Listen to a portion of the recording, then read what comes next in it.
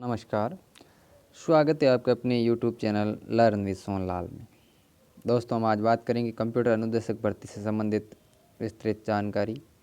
आपसे रिक्वेस्ट है, अगर आप इस चैनल पर न्यू है तो चैनल को सब्सक्राइब कीजिए। तो बिना किसी देरी के शुरू करते हैं आज की चर्चा का विषय। आज का चर्चा का विषय है कंप्यूटर अनुदेशक संबंधित जो भर्ती है उससे रिलेटेड एक नोटिफिकेशन आया उस पर।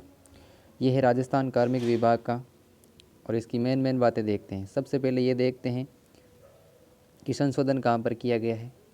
तो इन नियमों का नाम है राजस्थान शिक्षा सेवा अधिनियम 2022 नया किया है। और कौन से में संशोधन किया गया है? नियम नंबर 16 में किया। ये तो बात है जो आपकी कोई खास नहीं है परीक्षा की दृष्टि से। जो महत्वपूर्ण है वो देखिए, यहाँ पर देखिए। यहाँ से इसमें क्या लिखा हुआ है? अनुसूचित जातियों, अनुसूचित जनजाति, पिछड़े वर्ग, अति पिछड़े वर्गों को, आर्थिक कमजोर वर्गों को 5 वर्ष तक की छूट है आयु सीमा में, वो भी ऊपरी में। सामान्य प्रवर्ग महिला अभ्यर्थियों के मामले में 5 वर्ष की छूट दे रखी है। अनुसूचित जातियों, अनुसूचित जनजातियों, पिछड़े वर्ग, अति पिछड़े वर्ग और आर्थिक रूप से कमजोर वर्गों महिला अभ्यर्थियों के मामले में 10 वर्ष तक शिथिलता दी जाएगी। तो ये ऊपरी आयु में छूट है। आगे बात करते हैं। यहाँ पर यह है महत्वपूर्ण कि किस पद के लिए कौन योग्य है, इसके बारे में महत्वपूर्ण चर्चा आपको हमें करनी है। देखते हैं सबसे पहले वरिष्ठ कंप्यूटर अनुदेशक 50% इसके लिए कौन कौन है जो वो फॉर्म लगा सकते हैं? जिसके ME यानी अभियांत्रिकी में ME यानी कि उसको स्नातकोत्तर किया रखा है। कंप्यूटर विज्ञान के अंदर उसको CA है, वो भी भर सकता है। IT यानी सूचना प्रौद्योगिकी अगर कर रखी है वो भी है। इलेक्ट्रॉनिक्स और संचार अभियांत्रिकी ECA, विद्युत अभियांत्रिकी के अंदर विद्युत और इलेक्ट्रॉनिक अभियांत्रिकी, ये सारी डिग्रियां होती है। EE में वाला कर सकते हैं। इलेक्ट्रॉनिक्स और दूरसंचार अभियांत्रिकी, इस प्रकार ये जो डिग्रियां हैं वो सारे फॉर्म में अप्लाई कर सकते हैं। तो सबसे पहले हमें मेन ये देखना है कि जो PGDC कर रखा है वो भर सकते हैं नहीं सकते हैं। इसमें ये देखो, कंप्यूटर विज्ञान के अंदर आपने अगर MSc कर रखी है तो अभी आप भर सकते हो।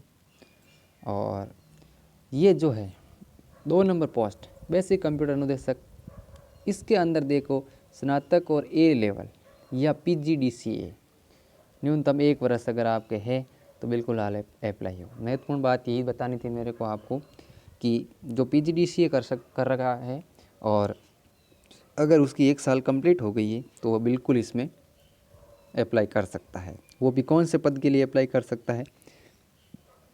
बेसिक कंप्यूटर अनुदेशक के पद के अंदर उनके PGDCA। अब इसके थोड़े से सिलेबस की ऊपरी बात कर लेते हैं।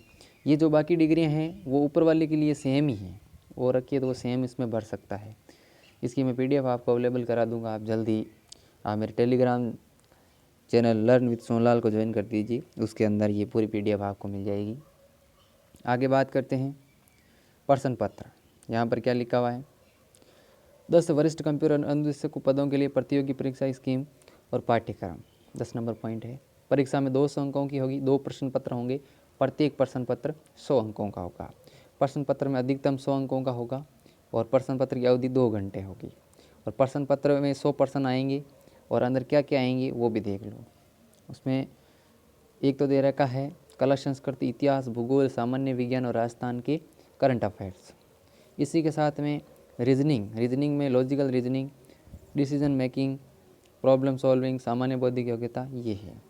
फिर है बेसिक न्यूमेरेसी 10वीं स्तर की, number and there relation, order of magnitude इधर, और डाटा से संबंधित ग्राफ, टेबल्स, चार्ट, जो सांख्यिकी स्टैटिक्स वाले टॉपिक है मैथ्स के अंदर 10वीं लेवल के, वो प्रोग्राम बनाने ये।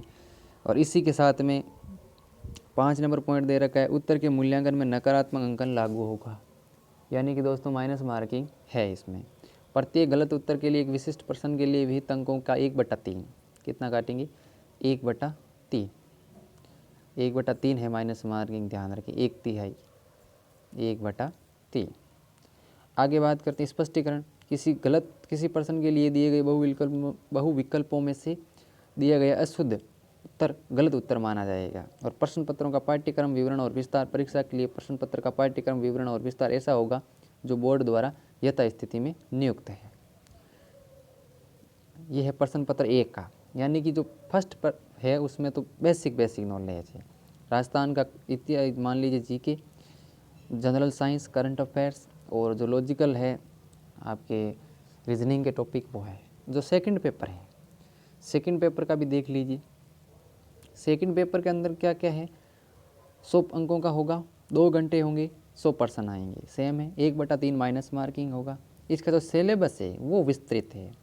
इसके अंदर पूरा कंप्यूटर के टॉपिक दे रखे हैं, टॉपिक वाइज। या आप इस PDF को ध्यान से देखोगे, इसके अंदर पूरा बेसिक टॉपिक दे रखे हैं। ये था दोस्तों आपका आज का चर्चा का विषय। बाकी बातें बाद में करते हैं। धन्यवाद।